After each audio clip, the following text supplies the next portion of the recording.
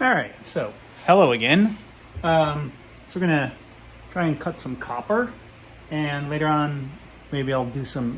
Someone was interested in doing some stainless in class, in the jewelry class, which actually I have more experience with than the copper actually. But I'm gonna cut it, and I'm gonna use a jeweler's saw. I'm lighting this, and this is a very fine blade. And that's very different than what I'm usually used to working with. Usually, I'm either using a hacksaw with a much wider blade. You can see the blade there. You probably couldn't even see the blade in that other one. Or, if not, just a full-blown hacksaw, one of these little guys, which is kind of a mini hacksaw, little cutting blade, which can be, very useful. But this thin little blade's going to be able to cut curves and such. Can we see the blade? It's very invisible. There it is. I think I got a shadow of it. Anyway, so first off, and it's very delicate, so I'm probably going to break it because I'm used to those. Or, I'm used to plasma cutter, usually cutting out, things out of steel, plasma cutter, power hand shears. The other thing you can cut with is a hand shear. Kind of an old one, but kind of like a scissors. 18 gauge steel is going to be, probably pretty hefty. You can probably do 16, but you got to be careful on your hands. Anyway, this guy, the way that you were to, and it's got a lock here and a lock clamp here and a clamp here to clamp the blade in place, and it's also got one here to kind of adjust. So you use that to tighten. So I'm going to mess the whole thing up and loosen it. And you would first get your blade.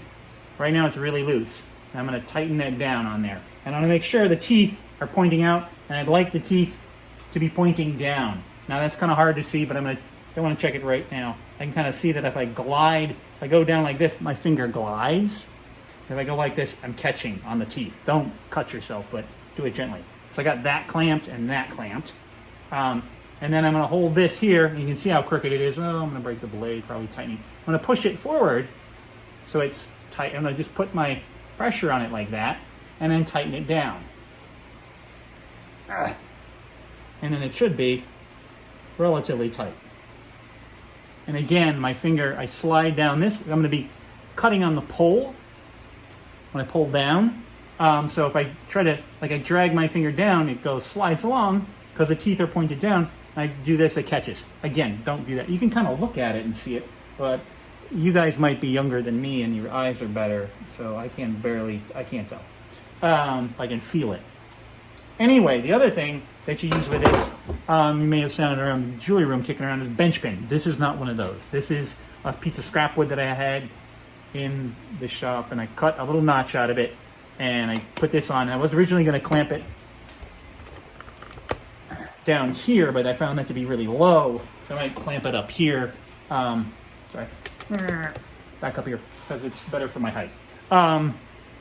Anyway, what it's for is when you're cutting, the blade would be in here, and you're supporting the material. So this isn't bouncing around. So every time you pull down, it's pulling against this, and it's supporting it, and your blade is inside there. And you can move the piece of metal around. Now, I've done similar things with jigsaws, of cutting holes in a piece of wood on a tabletop and using that to kind of move the metal around and cut things with jigsaws. If you're cut metal with jigsaw, it can be quite it can be a jumpy ride. But anyway, so I'm just threw that together. And then, this is, I didn't know what this was. It wasn't labeled or anything. I was like, and copper and steel have different gauges. So one of the things you can do to check that is use a micrometer. See that? It's a little C-shaped thing, and you have a adjusting knob here. Light out there more, and you can turn this, and this tightens. Now on the barrel, there's a set of marks, and each of those, when you hit it, is 0.025 of an inch, according on this one anyway. And then every mark on the rotating part, these little marks here, are 0.00 1. Something didn't happen. I wasn't about to fall over. 0.001. So when I set it, it was just past the first mark and at 15. So 0.025 plus 0.015 comes to 0.04, which is 18 gauge in copper, which is fairly heavy copper. So I probably will break blades. Anyway, that's a micrometer. Can come in handy sometimes. Anyway, so might put it away before I break it. You don't need a micrometer, but sometimes it's a nice tool to have if you have one around. Anyway, so I'm going to, you could draw, you could put some tape down here and draw on it, draw your shape on here. However you want to do it, you can you could draw right on this, but then you leave marks on the copper. This has been battered a little bit, it's got scratches on it. A jeweler would probably get sort of upset, but I'm going to deal with it. I might go with texture anyway. But anyway, what I'm going to do is, I could cut one of these out and trace it on there, but I'm going to cut a section out and I'm going to glue it with using some rubber cement. But you can also use, like I've seen people put tape down and then draw on that, and that can work too. All right, so I'm going to work on that problem, and I'll be back. So the idea here is to be as gentle as possible. And I gotta put it kind of close to this. I gotta cut around. Now you can also drill a hole in and then take this all apart, put it through and tighten it up. Let's see what happens. Oh, one thing I noticed, sorry. Notice this tapers here a little bit. When I first cut the scrap piece of wood out, it didn't have that. I was like, well, it doesn't. I've seen them have that. And I'm like, what purpose is that? Then I realized, oh, you get more reach if this is a little thinner, but you get more strength, so I have the strength of the thickness, but it's thin out on the end where I'm cutting, kind of. Anyway, all right, let's see how many blades I break in less than 5 minutes.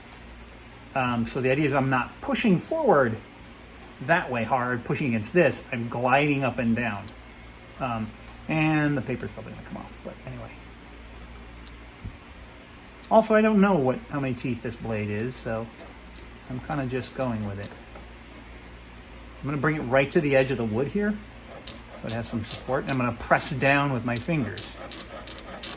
And then I'm going to watch the exciting world of cutting through metal. Really missed the whole plasma cutter thing right now. No. It would be a very micro, let me make a micro plasma cutter. Well, if you had a computer controlled one.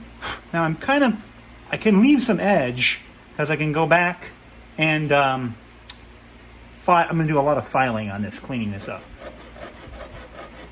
Hold the blade perpendicular to the piece of metal, not like I'm doing it. So what I don't want to do is get impatient. Also, if it was loose, if this starts to loosen up, if it seems like this is wobbling a lot, you can stop, take it out, retighten it. And I tend to not like to get trapped, so I'll back this back out, maybe, and kind of cut big chunks away. Kind of make a plan. I might even use one of these other hacksaws to make straight cuts in really quickly to take a chunk away. But anyway, well, that's sort of my plan. Kind of. We'll find out here. You can also look back on the, you want it perpendicular to the piece of metal.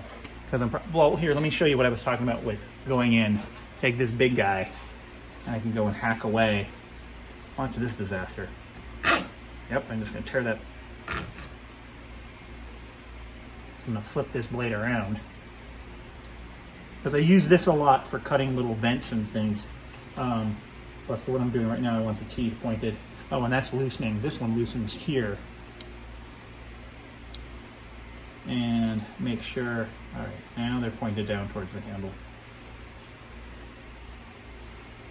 Depends on how you're using the saw, to how you might have it. Sorry, I'm off camera. Sorry.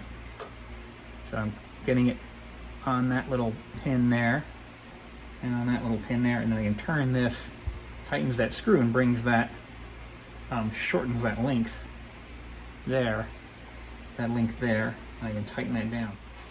All right, so I've been working in a while with the saw, and I'm going to put this piece of, you can see about how far this side I've got. So it's going slow. One thing, I tended to like to kind of start to do longer drags on this, where the teeth were at least. And then also, this isn't particularly a lubricant for blades, but it's a kind of a wax that I had around. It was supposed to be paraffin originally, but it's not, like, or it's a really soft paraffin that's got some other stuff in it. But I've been trying to use it as sort of a lubricant, so that, you know, sometimes you can just, if you got something, use it. And just taking your time, and then a lot of this will be cleaned up with a lot of filing. So it's got a long way to go yet.